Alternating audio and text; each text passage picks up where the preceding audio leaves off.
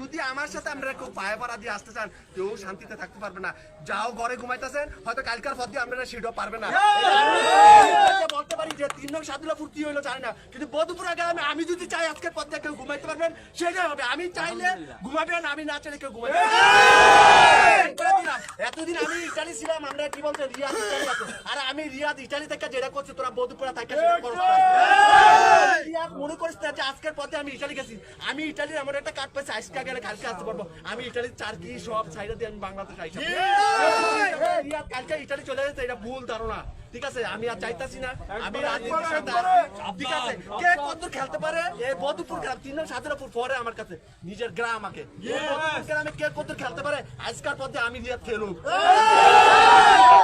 যদি বালা রাস্তায় কেউ আমার সাথে খেলতে আসেন আপনারা শান্তিতে ঘুমায়। আমার হয়তো এনে অনেকে আপনারা চিনেন না, হয়তো ফেসবুকে আমার চিনেন। যদি আমার পূর্বের ইতিহাস আপনারা জানতে চান আমার চেয়ে ভয়ঙ্কর খারাপ ভালো মানুষের 3 নং সাদুল্লাপুর আপনারা পাইবেন না। আমি জানে যেটা প্রয়োজন আমি সেটাই করতে রাজি আছি। আমরা বিএনপি করি নির্যাতিত দল, আমরা পরে আমরা একটা নিঃশ্বাস নেওয়ার মতো একটা সময় হয়েছে আমাদের।